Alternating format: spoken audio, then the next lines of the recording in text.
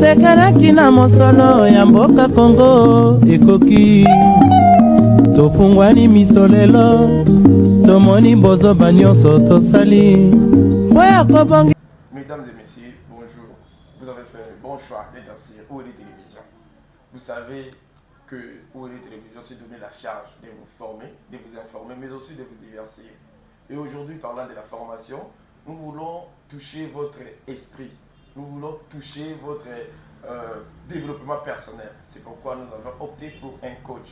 Celui-là, c'est un coach. Depuis un temps, il s'est fait renommer en démontrant comment les jeunes pouvaient se démarquer en eux-mêmes, pouvaient se développer personnellement. C'est pourquoi aujourd'hui, nous avons l'honneur de vous présenter un coach. Monsieur le coach, bonjour. Bonjour, cher journaliste. Oui, est-ce que ça va, je dirais même? Oui, sûrement. Donc, vous voyez, dit que non, ça va déjà. Et comment, donc comment l'idée des coachs est venue à vous? Vous si jeune comme ça, si je dirais même en Afrique, on pense que quand on voit un coach, c'est toujours un vieux, mais avec vous, on a comme l'impression que c'est quelque chose de nouveau. Ça, c'est sûr. Quand on dit que le coach doit être nécessairement vieux, c'est assez du lourd parce qu'à un moment donné, nous devons comprendre que le développement communautaire, comme on le sait, dépend nécessairement du développement personnel. Si je peux paraphraser, je peux dire que si un jeune, personnellement, ne sait pas développer de soi-même, il est difficile qu'un pays soit développé enfin. Et c'est par là, je me suis dit, bien, après l'expérience du vécu et des constats, des enquêtes, tout ce que j'ai eu à avoir, soit dans des milieux académiques, soit dans mon entourage avec les amis, et j'ai compris que la majorité, jusqu'à 10% de confiance en toi, je suppose que tu as les 10% de bonheur parce que tu irais à 10% dans ta vie. Pourquoi même? 10% de bonheur? Bien oui, hein, parce que je l'ai dit, notre bonheur dépend de notre confiance à nous. Et je peux l'expliquer. Et les différentes causes qui faisaient que les gens ne puissent pas avoir confiance en elles. Tu lui poses la question, est-ce que ça t'est déjà arrivé que tu vives aux dépens du regard d'autres personnes? Donc, de vivre au regard d'une autre personne. Ouais, ça veut dire... Je ne vis pas pour moi, mais ouais, je vis pour une autre personne. Ouais, c'est vraiment. Je me dis, mais si je fais ceci, qu'est-ce que telle ou telle personne va dire, par exemple? Oh. Tu veux t'habiller, tu veux porter ton t-shirt, tu te dis bien, qu'est-ce que Aristote va dire à propos de cet habillement? Est-ce qu'il va apprécier? À un moment, la personne ne vit plus pour elle-même. Cela a tué son niveau de confiance. Je lui ai demandé, deuxièmement, est-ce que ça t'est déjà arrivé que tu sois sur les réseaux sociaux, sur Internet, et que tu as envie de personnalité, de célébrité, à un moment donné, tu es coffré à ça, tu as envie de tes amis qui sont dans la plage, tu as envie de ces gens qui sont dans des carrosses et tout ça. Il dit, ouais, ça m'arrive constamment, surtout le matin quand je me lève, je trouve un ami à moi qui est allé dans la plage hier. Et je commence à me culpabiliser, je me dis, mais apparemment, moi, ma vie ne vaut pas la peine, enfin.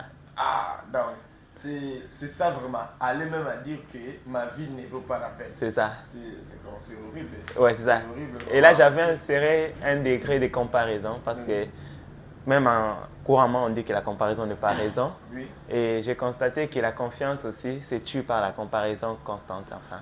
Si tu te compares aux autres constamment, tu commences à croire comme si toi, tu ne vaux pas la peine, enfin. Et à un moment donné, je me dis que se comparer à une personne, c'est comme si on comparait les mauvaises parties de sa vie aux bonnes parties de notre personne, alors que chacun a des mauvais côtés de sa vie, enfin. Okay. Ce qui est encore dommage, c'est que personne ne vient présenter les mauvais côtés de sa vie sur Internet.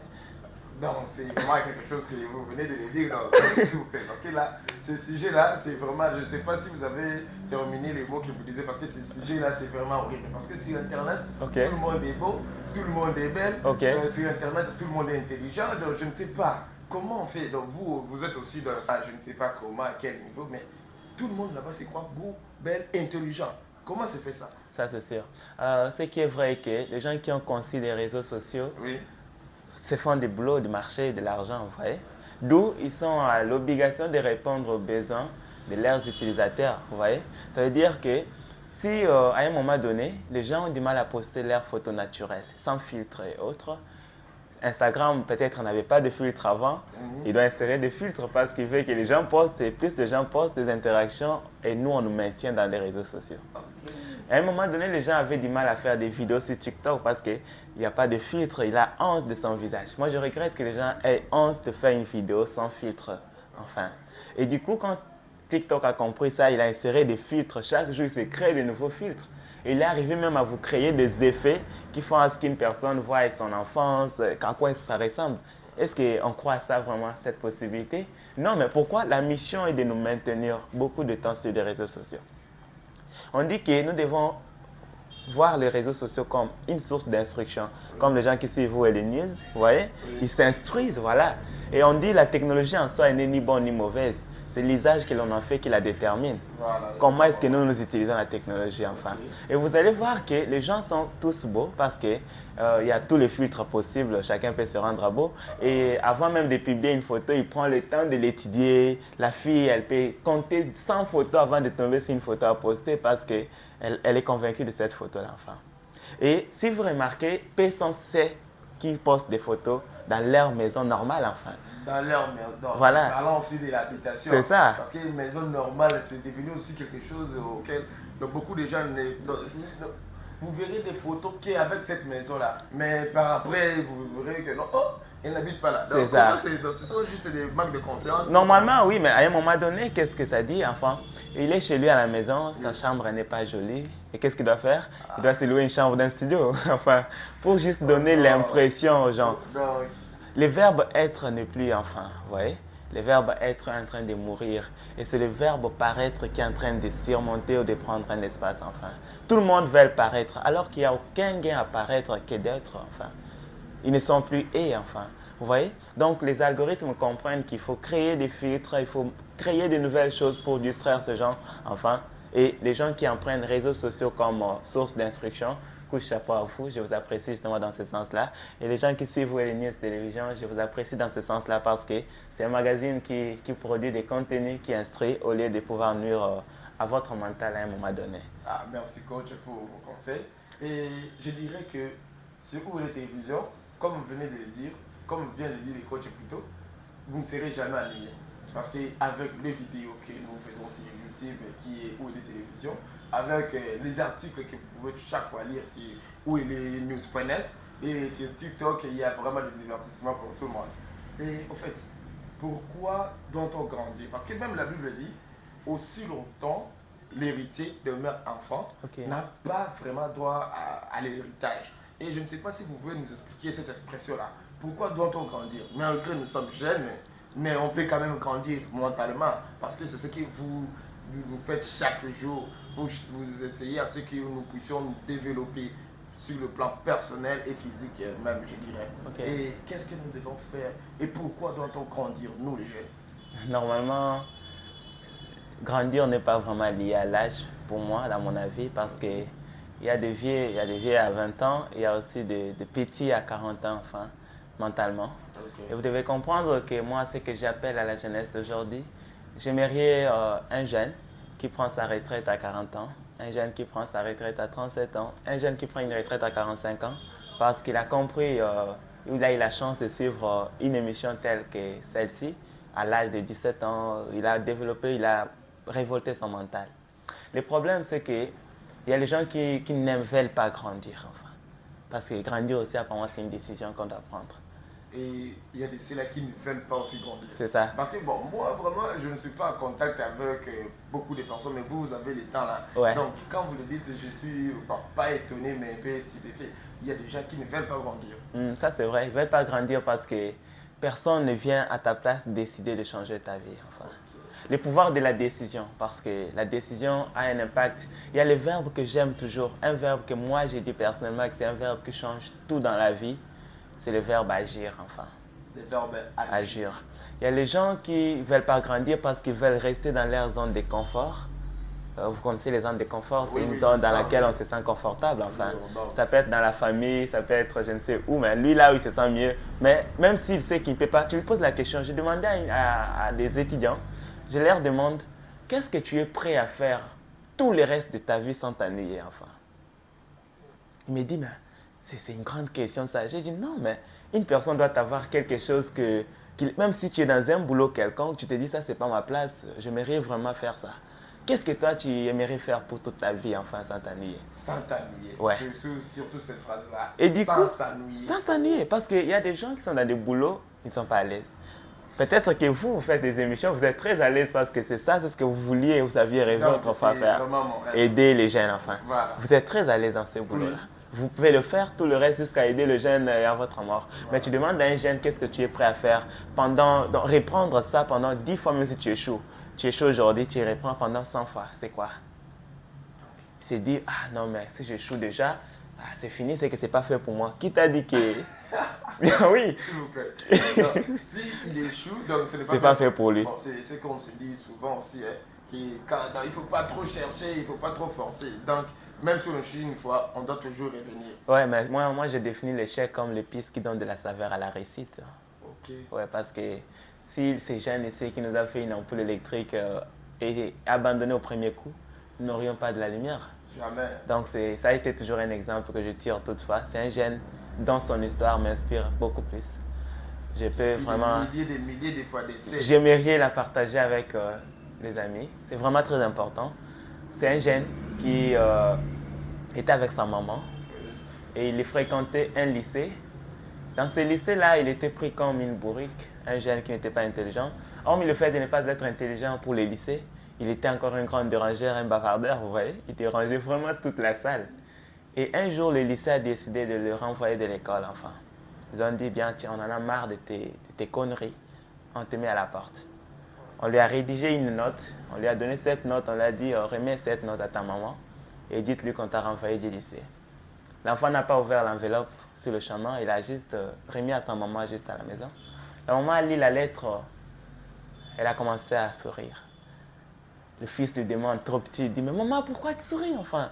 Maman lui dit, non mon fils, tu sais, le lycée a dit que tu es assez intelligent et que tu ne peux pas fréquenter leur lycée parce que ton niveau d'intelligence mérite suivre les cours à la maison. Enfin. Vous voyez? Et du coup, la maman a commencé à encadrer son fils à la maison jusqu'à ce que le fils ait eu l'idée de créer quelque chose. Il a commencé à travailler sur, comme sa maman l'a motivé en lui disant tu es assez intelligent que tu ne peux pas être accepté dans un lycée de cette ville, comme tu es très intelligent. Cette motivation a commencé à le booster, à bosser sur un projet. Il a commencé à travailler, il échoue, il essaie de la lumière, il échoue, il essaie de la lumière, il échoue, jusqu'à ce qu'il trouve de la lumière comme il cherchait. Il a inventé quoi? Une ampoule électrique. Et ce jeune s'appelle Thomas Edison. Oui. Et après un moment, sa maman elle est morte. Le fils il est venu aux funérailles. Après avoir fini le funérailles, il est allé dans les archives de sa maman. Et il est tombé sur une lettre que le lycée lui a écrite depuis des années. Depuis des années, oui. Dans l'archive. Il a ouvert la lettre, il lit. Vous savez ce qui était écrit sur la lettre? C'était quoi? On lui a dit, ton fils, maman, est un con. Ton fils est bavardeur, dérangeur, inintelligent. Et il ne peut être accepté dans aucun lycée de cette ville. Tu dois les garder chez toi à la maison. Donc, Le fils a lu cette lettre. Il a versé des larmes. Et qu'est-ce qu'il a fait? Il a pris son agenda, il a écrit Thomas, un enfant têtu. Mais grâce à sa mère, il est devenu l'un des plus grands inventeurs de l'histoire. wow. Là, je vais directement interpeller les parents à cet instant qu'ils ont un rôle très important à jouer dans le mental de leurs enfants. Imaginons que cette maman avait dit la vérité à son fils, que le lycée t'a renvoyé parce que tu es inintelligent, tu es bavardeur. Est-ce qu'il aurait cette motivation à pouvoir travailler jusqu'à inventer une ampoule électrique? Non. Au contraire, il allait se décourager. C'est là que je reviens sur une citation d'un auteur que j'aime beaucoup, Albert Einstein, qui a dit « Tout le monde est un génie. Okay.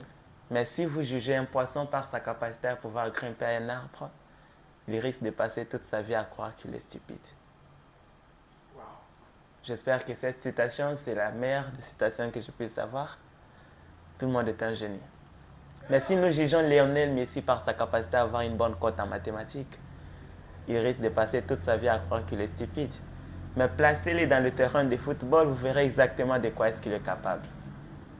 Donc, Lionel Messi connaît les figures géométriques que je ne sais pas, même les mathématiciens n'arriveront peut-être pas à calculer. À comprendre, mais parce qu'à un moment donné, qu'est-ce que ça fait enfin? Vous voyez, un poisson Oui. ne peut pas grimper à un arbre, un tilapia par exemple. Donc, jamais ne sera Jamais pas. de sa vie. Sa force est où? Donc, si je comprends bien, à le mettant à grimper un arbre, c'est comme si vous lui disiez De faire l'impossible de de tout faire sa l'impossible. vie. Ça, Et là, du fait qu'il ne fera pas, il va croire qu'il ne mérite pas. oh non, Sa force, c'est où? La force du poisson, c'est où? c'est dans l'eau. C'est dans l'eau. Donc, c'est comme c'est dans l'eau. Comme dans l'eau, lui, il n'a pas. Ce n'est que dans l'eau qu'il a la vie. Ouais. Ce n'est que dans l'eau qu'il pourrait tout faire. Comme j'aime bien les dauphins. Parce qu'ils disent que vous, les scientifiques, vous dites que non, les dauphins ils utilisent au moins 25% de son intelligence. Ils pourraient faire des figures que je ne sais pas. Ouais. Et donc, il y a des fois, nous-mêmes, ou bien les gens nous mettent sur les lignes auxquelles ce n'est pas aussi notre point fort. Carrément. Moi, c'est ça même la citation. C'est ça même la base de la citation. J'aimerais rentrer dans le système éducatif, enfin. Ok.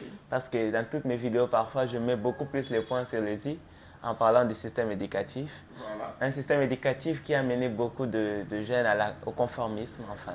À un moment donné, ils pensent que vous devez avoir tous une bonne note en mathématiques pour réussir la vie. Et à un moment donné, on nous a fait comprendre que les premiers de la vie, dans les premiers de la classe, seraient nécessairement les premiers de la vie. Mais nous voyons des histoires qui sont assez claires. Ce qui est important, le problème est que même à l'université, tu viens de faire, hier, tu as fait 5 sur 5 en statistique. Mais comme aujourd'hui, dans les cours de technique de communication orale et écrite, tu as fait 0 sur 5, les professeurs te disent, toi, tu ne dois pas, toi, vraiment, ta vie, je ne sais pas où est-ce que tu vas finir. Enfin, c'est très, très fort pour les enfants. Vous savez, si vous dites ça à un enfant qui est à l'école primaire, que toi, ta vie là, je ne comprends pas, elle ne mérite rien, enfin.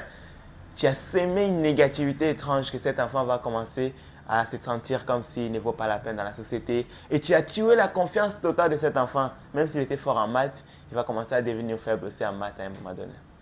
Donc, si je comprends bien, nous sommes tous des spécialistes. Nous sommes tous génies. Ça, je ne cesse de le dire. Nous sommes Dans un tous domaine. Génies dans un domaine. C'est ça. Et ce qui nous rend tellement compliqué, ce qui nous rend la vie compliquée, ce n'est que ce domaine-là, on n'est pas, si vous n'êtes pas dans votre domaine, on risque de vous traiter de tous les noms. Ça, c'est sûr, parce que vous ne seriez pas aussi à l'aise que ça. Mais ce qui est encore dommage est que dans mes enquêtes, je parlais aux étudiants. Je lui pose la question, pourquoi tu as choisi de faire l'informatique? Oui. Il y a 7 étudiants qui m'ont donné des différentes réponses qui sont assez similaires. Le premier, il m'a dit, si je fais l'informatique, c'est parce qu'exactement, ma maman m'a dit qu'il faut que je fasse l'informatique. Nous n'avons pas d'informations dans la famille. Dans la famille. Voilà. Et je suis revenu, je lui ai demandé, et toi, qu'est-ce que tu aimes? Il dit, ah, moi, je suis vraiment, j'aime toujours être un communicant, enfin. J'ai toujours préféré faire la communication.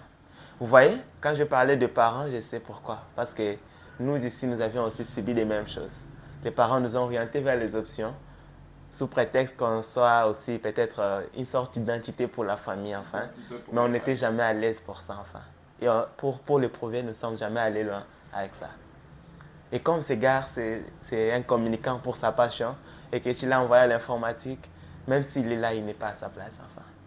Il y a aussi une fille, elle m'a dit, je fais l'informatique parce que tous mes amis avec qui je finis ont choisi l'informatique.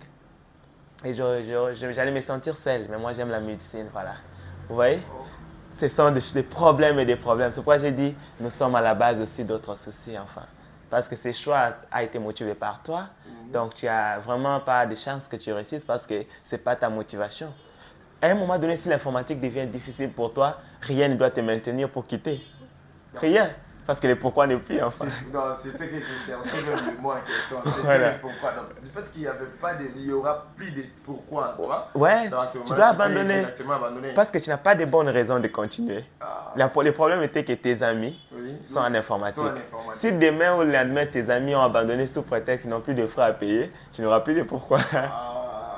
Donc, nous comprenions ensemble avec vous, chers frères et sœurs des OLD Télévision, comme vous nous suivez toujours, et vous avez compris des choses. Parce que moi, quand je fais donc c'est quelque chose qui est nouveau à moi. Donc, c'est vraiment des choses et des choses que nous devons retenir avec les coachs. Les coachs, nous ne sommes pas encore à la fin, mais on devait vous poser cette question. Est-ce qu'on aura encore des temps à discuter? Parce que nous, on découvre des choses. Donc, on vient de découvrir des choses qui, par exemple, un poisson ne peut jamais grimper dans un arbre, sur un arbre plutôt. Et c'est compliqué. Comment on ne peut pas grimper? C'est juste un exemple. Et il y a même dans des relations, je dirais même. Ouais, ça, Il y a même dans des relations. Bon, aujourd'hui, on pourrait aussi brosser dans des relations amicales, dans des relations il y a de ceux-là qui sont amoureuses et amicales, je dirais. Est-ce qu'il y a aussi, on s'efforce aussi dans ça? Des fois, on s'efforce avec une personne qui est malgré qu'il ou elle ne veut pas de nous, mais nous, on veut vraiment. Oh, ça c'est vrai. Ça c'est vraiment fort parce que plus on force, plus on souffre, enfin. Plus on force, plus on souffre. C'est ça, parce qu'on dit dans une relation, Oui. c'est celui qui aime beaucoup qui souffre. Parce qu'à un moment, il se trouve dans une position de faiblesse. Mais moi, je me disais, je sais comment ça fait mal. Ça fait mal quand on veut être avec une personne et que la personne ne veut pas la même chose. Ça fait mal. Ça fait mal quand on a des sentiments pour une personne et qu'en retour, cette personne n'a pas le même sentiment. Non, Ça fait mal, c'est ça. Le même grain qu'on a Ça, eu. c'est sûr. Ça fait mal aussi quand on veut voir une personne et que la personne ne veut pas la même chose. Mais ce qui est vrai est qu'on ne peut rien changer face à cela. Nous sommes plus de 8 milliards d'habitants sur Terre. Si Aristote ne veut pas de moi, Francis voudra exactement de moi. Vous voyez? Donc, je n'encourage pas les gens à rester dans des relations toxiques. Je n'encourage pas des jeunes filles ou des jeunes garçons à pouvoir demeurer dans des relations qui ne sont pas considérées à leur juste valeur. Je n'encourage pas également des jeunes à pouvoir se faire des amis dans lesquels ils ne sont pas considérés ou humiliés tout le temps. Parce que, à force d'être dans cet entourage-là, je vous assure que vous allez tuer votre confiance en vous parce que la qualité de notre vie dépend parfois de la qualité de notre entourage aussi. La qualité de notre vie dépend de la qualité de notre entourage. Qui est-ce qu'on devient? Qui nous entoure justement? On dit que lorsque deux personnes traînent ensemble, l'un doit nécessairement s'adapter au pas de l'autre. Et qui doit Il y aura l'un nécessairement qui doit influencer l'autre. Peut-être c'est toi qui es influencé par cette personne à un moment donné. Et on dit, lorsque tu traînes avec 5 entrepreneurs, le 6e entrepreneur, c'est toi, Aristote. Ouais. Coach, vous me motivez encore. Ouais, c'est ça. Et lorsque vous traînez avec 5 ivrognes, tu deviens catégoriquement le 6e ivrogne. Ah, donc c'est vice-versa. Bien oui, hein, parce que je l'ai dit, ta qualité de vie dépend de la qualité de qui t'entoure, enfin. Okay. Parce que si tu vois les gens qui se promènent avec des Yankolo Bakani, ah, moi, nous, comment Yanké? Vous dites ça, n'est-ce pas? Ouais, parfois, sûr. ça arrive comme ça. Pourquoi? Parce qu'ils marchent avec des gens qui ont des têtes un peu frappées, enfin. Okay. Mais s'il avait des grandes personnes, des réseaux avec des relations bonnes et tout, parfois on trouve du sérieux en ça, enfin. Okay. Qu'est-ce que je vais demander à ces gens-là? Si les gens qui t'entourent ne croient pas en toi, en tes rêves, c'est qu'ils ne sont pas là pour toi, enfin. Ah bon. Parce que même votre équipe, je crois que votre équipe, avant d'être votre équipe, a créé à votre rêve, a créé ouelenews.net, enfin. Parce que s'ils ne partagent pas la même passion, la même option avec toi, ils vont te laisser à un moment donné. Parce que vous ne partagerez jamais de mêmes valeurs. À un moment donné, Aristote, il dit, mais non, cet argent, il faut qu'on achète de nouveaux matériels. Et il y a l'un qui ne partage pas la même vision avec toi, il te dit, non, mon père, comment tu veux toujours améliorer ton plateau et tout? Qu'est-ce que ça t'amène? Non, mais écoute, j'ai une mission, c'est d'aider le jeune alors. Laissez-moi faire, enfin. Il y aura des divergences et des tiraillements, et à un moment donné, vous n'allez pas vous comprendre. Mais si vous êtes dans une équipe où vous comprenez ton ami, parce qu'on dit, un ami n'est pas forcément la personne avec qui vous conversez tout le temps, mais c'est cette personne qui est présente quand tu as besoin d'elle et qui te comprend justement par tes émotions, même si tu ne dis aucun mot, enfin. Wow. C'est très important. Dans des relations amoureuses, c'est un conseil que je vais vous donner. La clé et la base d'une relation, c'est la communication. La communication. Parce que quand il n'y a pas de communication entre vous, tu es en colère, tu te mets dans ton coin, il te met dans son coin, il te dit je ne veux pas m'excuser. C'est l'orgueil qui se plante entre vous. Et c'est ce qui est à la base de la rupture de beaucoup de petites relations actuellement aussi. Si j'aimerais partager un seul conseil avec les amoureux, ça serait juste de développer une communication intense afin de pouvoir maintenir l'avancement d'une relation, que ce soit dans une amitié également. Je vous demanderai de partager des bons moments, de discuter sur ce qui est utile. Si tes amis ne parlent pas des idées ou des projets, ce n'est pas à ta place. Des fois, je suis considéré comme un fou quand quand je parle. Il y a même une personne qui m'a dit où il est la station chaque fois tout le monde. Je me suis dit, ah bon, cette personne, des fois, a commencé à nous mouiller, n'a pas où il est. Ça, c'est sûr. Donc, coach, vous venez de me rappeler que je ne dois pas abandonner. Vous me faites comprendre qu'il est pourquoi. Je n'aurai pas le même pourquoi que tout le monde. Ça, c'est sûr.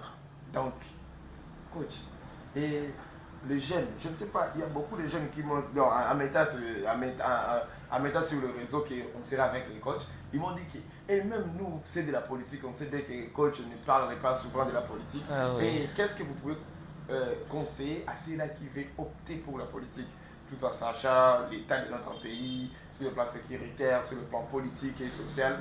Qu'est-ce que vous pouvez conseiller à un jeune qui veut se lancer dans la politique? Parce que je ne sais pas vous, mais beaucoup de jeunes vont postuler cette année. Ça, c'est Et sûr. où les télévisions est là, où les news est là pour vous accompagner également. Ça, c'est sûr. Mais justement, moi, comme j'ai une mission d'aider les jeunes, il faut que cette personne me dise pourquoi elle veut aller postuler enfin. Parce que, comme j'insiste sur le pourquoi, c'est pourquoi dès le début j'ai utilisé ces mots pourquoi. Ok. C'est parce que si un jeune nous dit ah non, j'en ai marre de l'insécurité à l'est du pays, j'en ai marre de l'arnaque dans le gouvernement, j'en ai marre de ça. Ça veut dire qu'il a fait de différents constats et il est motivé à pouvoir s'engager dans cette lutte pour aller changer ce qu'il a haut. Je sais qu'à un moment donné, il y a les gens qui ont un pourquoi, donc un pourquoi qui est provisoire. Enfin, ça veut dire qu'ils se disent ça pour juste convaincre les gens. Je sais qu'à la politique, c'est ça. Ça commence par ça. Il faut des mots enfin pour convaincre les gens. Mais s'il y a la sincérité en ces mots, je peux l'encourager. Mais s'il n'y a pas de sincérité, eh bien, ça ne pourra pas totalement m'intéresser. Mais si un jeune veut aller vers la politique pour aller changer quelque chose là-haut, on peut les soutenir. Et pour là, il faut d'abord voir les actions, enfin. Il faut voir les actions. Est-ce qu'il a eu accompagné de jeunes? Ça nous arrive parfois que vous aviez vraiment ce souci d'accompagner de jeunes, mais à un moment donné, vous avez envie de tenir une très grande conférence avec plus de 500 personnes, mais quand vous vous alignez au prix de la salle, vous dites, mais c'est assez dangereux, enfin. Mais on dit, bon, il y a un jeune qui est allé au gouvernement maintenant, ces jeunes avaient des ambitions, on suppose que ce jeune va disposer de salles à la position des coachs pour pouvoir réveiller la conscience de la jeunesse. Là, je peux vous encourager à 100%. Moi, j'encourage que des bonnes initiatives. Mais si vous y allez pour vos propres intérêts, quelle est notre part en tout ça? Donc, si vous y êtes allé pour chercher les 21 000 qu'on a eu à entendre, C'est à vous. vraiment, le coach vous dit clairement qu'il n'est pas d'accord, il ne peut pas vous soutenir dans ça. Ça, c'est Mais sûr. si vous avez l'objectif, comme nous avons, de changer les Congos, de faire quelque chose de nouveau pour les Congos, de faire des choses auxquelles les Congolais en général vont bénéficier, où les télévisions est là et les coachs aussi est là pour vous accompagner. Pour vous accompagner. Également, nous regardons les chaînes qui sont à l'Est. Il y a des camarades, il y a des amis, il y a des ceux-là qui ont opté malheureusement pour aider l'ennemi qui nous agresse. On vous dit de cesser parce que ce n'est pas normal qu'une personne puisse premièrement brûler sa propre maison. Parce que quand toi tu lui aides seulement lui disais que non, allez-y, contournez comme ça pour arriver. Ils vont brûler la maison de ton oncle, je ne sais pas de qui, de ta tante. Ils vont tuer vos bétails. Ils vont prendre les haricots, les marailles qu'on aime bien et les dirailles pour aller manger. Mais vous n'aurez rien. Ils vont vous donner un malheureux 100 $ pour que vous lui disiez, pour que vous lui donnez les informations et ça ne va pas aboutir. Et il faudrait que, comme le coach nous dit, le pourquoi soit vraiment, vraiment important et bénéfique pour tout le monde. Il y a Dr Murphy que j'aime bien, c'est un Américain, il dit, si tu as les idées, il faudrait te demander toi-même, est-ce que c'est important pour moi? Est-ce que c'est important pour la communauté? Ce sont des questions qu'on doit se poser. Coach, et je ne sais pas, bon, moi, ce qui me motive, c'est l'objectif de changer. Okay. Mais vous, pour que vous deveniez coach, je vous ai posé cette question, mais je n'ai pas vraiment été convaincu de votre réponse. Je vous repose pour que vous me donnez avec d'autres mots. Pour que vous deveniez coach, qu'est-ce qui vous a motivé? Est-ce que c'est notre niveau bas de la compréhension, nous les jeunes, qui vous a motivé? Ou bien c'est seulement vous aussi, vous voulez vous faire un nom à la télévision? Non, mais justement, ma première mission n'était pas celle de devenir célèbre. Okay. Ma première mission n'était pas celle d'être une star. D'ailleurs, je ne le suis pas. Je ne suis pas une star parce que quand une personne te prend pour une star, tu risques de prendre cette personne comme ton fan, ce qui n'est pas assez bon pour moi. Et moi, je souhaite, parce que je n'ai pas commencé directement sur Facebook, je n'ai pas commencé directement sur YouTube. J'ai commencé d'abord par changer mon entourage. Parce que si je change mon environnement, mon problème, c'était d'apporter de la valeur. Ma mission, c'était d'apporter de la valeur dans la vie des autres. Impacter des milliers de personnes et c'est nourrir de la gratitude de ces personnes. Parce que je n'ai pas de salaire à ça, enfin, vous voyez.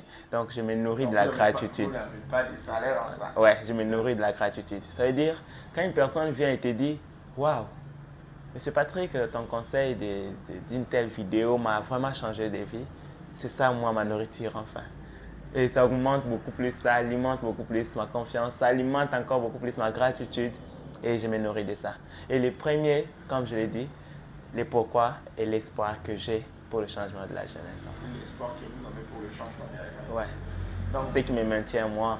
Dans ça, tout ce que je fais, je sais que je suis déterminé. Parce qu'on dit la détermination, c'est défini. Ça, c'est une définition de moi, enfin. ok. Je me dis être déterminé, c'est promettre de ne jamais abandonner, enfin.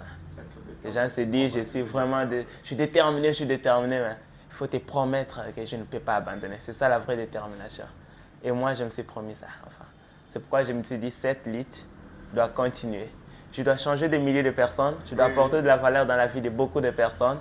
Et je sais qu'en retour, ils seront reconnaissants, même par un simple commentaire sur une vidéo YouTube, enfin. Ok. Ouais. Et coach, nous sommes presque à la fin. Quel conseil donnerez-vous? Parce que vous nous avez donné des conseils en général. Et cette fois-ci, on voudrait que vous donniez les conseils. Vous pouvez toutefois regarder la caméra pour nous les dire. Donc, quel conseil donnerez-vous à tous les jeunes et dans tous les secteurs? Un père qui n'a qu'à habituer de tout le temps pour sa marque chez vous. Et c'est là qui dorment encore et encore. Je ne sais pas où. Ils sont partout dans la RDC et même dans le monde. Quel conseil vous donnerez à ce jeune-là? Ok, ça c'est vraiment important, enfin. Si je vais partager quelque chose avec vous, ça serait 4 points, enfin. Et le premier point, serait celui de l'exploration, enfin. Vous devez vous explorer. L'exploration consiste à se poser justement la question de savoir qu'est-ce que je veux de ma vie personnellement. Chacun prend un papier et note ça. Sincèrement, qu'est-ce que tu veux de ta vie? Si tu connais ce que tu veux de ta vie, ce que tu voudras à ce que ta vie ressemble demain après-demain, ce que tu veux que tu deviennes 5 ans après, notez ça sur papier. Après avoir su ou exploré ce que tu veux de ta vie, il faut passer à la deuxième phase. C'est la phase de la prise de conscience. On dit que la prise de conscience consiste à évaluer l'idéal de la réalité. Tu veux devenir ça, c'est l'idée. Mais la réalité actuelle, qu'est-ce que tu es en train de faire? Qu'est-ce que tu es en train de faire? Quel est le moment que tu es en train de traverser? Tu peux te dire que je vais devenir un grand ingénieur en informatique, mais actuellement tu ne l'es pas. Cela veut dire que l'idéal est que tu veux devenir un ingénieur informaticien, mais la réalité est que tu ne l'es pas. C'est que cherchez les idées que vous aviez de vous-même et évaluez la réalité que vous êtes en train de traverser maintenant. Et posez-vous la question, pourquoi vous êtes dans cette réalité et qu'est-ce que vous devez faire? Là, passer à la troisième étape, c'est l'instruction. La phase d'instruction, comme tu connais ce que tu manques, comme tu connais les potentiels que tu manques, comme tu connais les capacités que tu manques, tu sais que tu veux devenir un grand informaticien. Mais comme la réalité que tu ne connais pas encore l'informatique, il faut t'instruire en informatique. Tu veux devenir un grand journaliste. Comme actuellement tu ne l'es pas, il faut t'instruire dans le journalisme. Ça, c'est la phase d'instruction. Là, elle va du principe de, si vous continuez à faire ce que vous avez toujours fait, vous obtiendrez exactement le résultat que vous avez toujours obtenu. Et si tu veux obtenir quelque chose que tu n'as jamais eu dans ta vie, il faut faire la chose que tu n'as jamais faite avant. Ça, c'est la phase d'instruction. Et après s'être instruit, il faut passer à la dernière étape, c'est la consolidation. La consolidation n'a pas assez de définition là-dessus, c'est juste le passage à l'action. Tu as toutes les capacités. Je suppose que après t'être instruit, tu as des compétences nécessaires, tu as des ressources nécessaires, tu peux maintenant passer ou agir. C'est ça. Donc, il faut passer à l'action. Parce que si tu ne passes pas à l'action, si tes connaissances, si tes compétences ne t'amènent pas à l'action, ça ne sert absolument à rien. Au contraire, ça peut te rendre assez idiot à la maison. Donc, vous devez passer à l'action et c'est ainsi que vous devez justement libérer pleinement votre potentiel de la vie. C'est un plaisir. Donc, comme vous le savez, coach, nous sommes tellement heureux de vous avoir sur notre plateau. On voudrait dire à la jeunesse congolaise que le moment fort est venu. La cloche a retenti. Pour une jeunesse congolaise forte comme le léopard, battante même comme le léopard, résistante comme l'éléphant, constructrice comme le fourmi et les termites. Je vous dirais que la cloche a déjà sonné. Si vous pensez changer votre vie, c'est le moment. Avec tout ce qui est comme conseil, avec les étapes que le coach venait de nous dire, nous sommes vraiment outillés de faire quelque chose qui va nous rendre d'abord nous donner d'abord, moi personnellement, me donner plaisir. Parce que le coach a dit au cours de cette émission que faire quelque chose qui ne vous rendra pas ennuyé, donc qui ne vous fera pas une routine auquel vous serez mal. Et faites quelque chose pour vous-même. C'était votre émission, Les Héritiers du Congo. Une émission qui est seulement là pour vous préparer à l'héritage. Aussi longtemps le fils, aussi longtemps l'enfant des mères, aussi longtemps l'héritier plutôt des mères enfants, il ne mérite même pas l'héritage de son père. Et nous, on veut devenir des fils. C'est pourquoi Où est la télévision vous a mis cette émission à plein jour pour que vous le suivez. Suivez-nous chaque jour. Chaque jour, nous sommes sur les réseaux sociaux. Vous pouvez suivre et suivre cette émission pour que vous captez quelque chose. Et c'était votre humble serviteur, Aristote Badiaoui. Et je vous dirai à bientôt.